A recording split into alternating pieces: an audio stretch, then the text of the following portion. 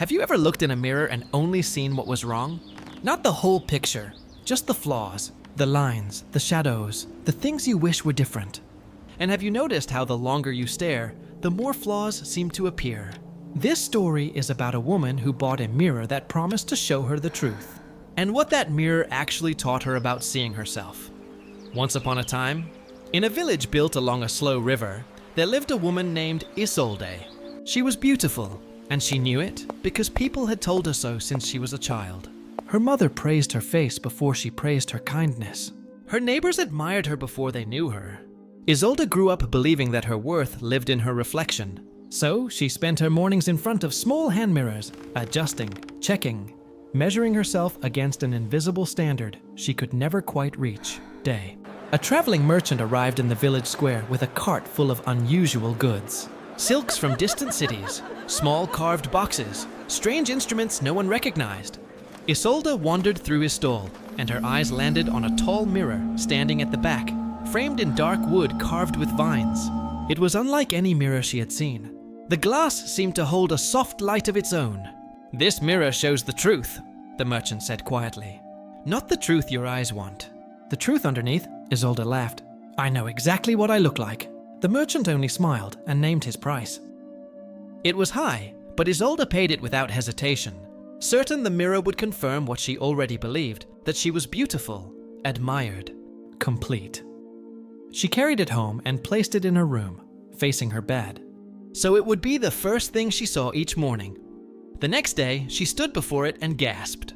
The mirror did not show her face the way she expected. It showed her face, yes, but beneath the surface, she could see faint lines of every unkind thought she had ever had about herself. A shadow under her eyes for every night she had lain awake, comparing herself to someone else.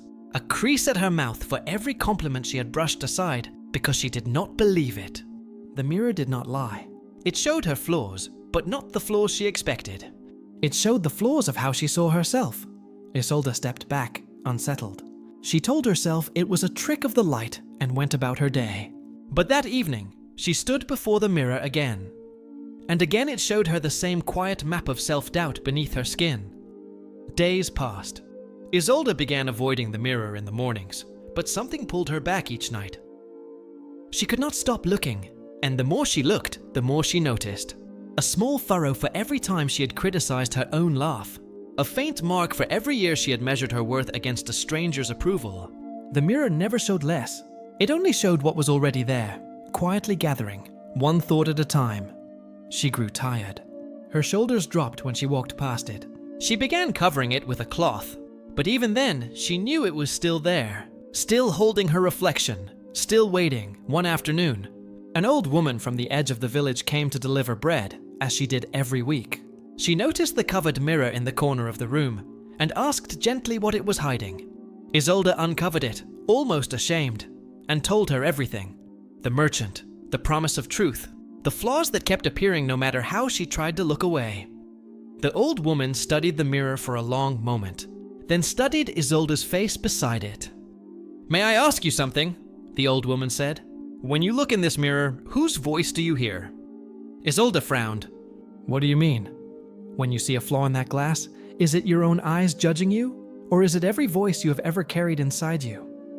Your mother's disappointment, a stranger's careless words, your own fear that you were never quite enough." Isolde was quiet. She realized she did not know the difference anymore. The voices had become one voice, and she had mistaken it for her own reflection. The old woman continued softly. "A mirror can only show you what you bring to it. If you bring judgment, it will show you judgment. If you bring kindness, it will show you kindness. The glass has never changed. Only what you carry to it changes."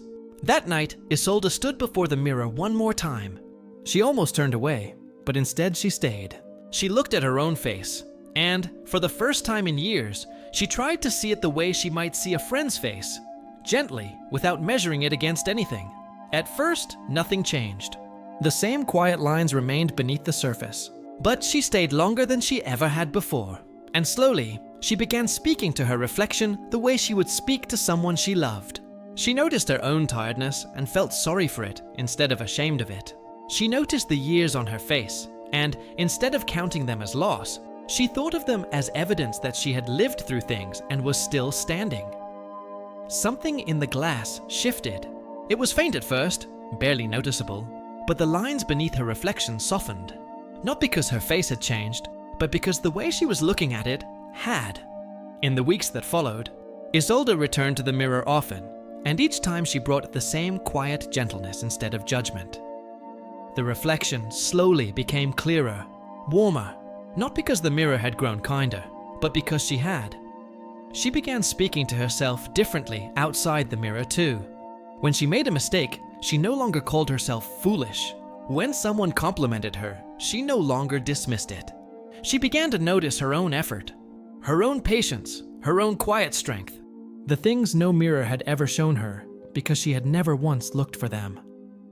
One morning, the old woman returned with more bread and asked how the mirror was treating her. Isolde smiled. And it was not the practiced smile she once wore for others. It was quiet and unguarded. "It shows me exactly what I bring to it," she said. "I only wish I'd known that sooner." The old woman nodded. Most of us spend years asking a mirror to prove our worth, when the mirror was only ever reflecting the question we already carried inside. Now think about the mirror you carry with you. Not the one made of glass, but the one made of thought. The quiet voice that judges you every morning before anyone else has said a word. Ask yourself whose voice it really is. Ask yourself what you have been bringing to your own reflection all these years. You cannot change what the mirror shows by staring harder or looking away. You can only change what you bring to it. Bring judgment and you will see flaws. Bring kindness and slowly, quietly, you will begin to see yourself clearly, perhaps for the first time. The next time you catch your reflection and feel the old voice rising, pause. Ask it gently to soften, not because your face needs to change, but because you deserve a kinder witness. And when you finally see yourself with the same patience you would offer someone you love, you will understand that the mirror was never the problem. It was only ever waiting for you to arrive. If this story touched your heart, share it with someone who needs to hear it.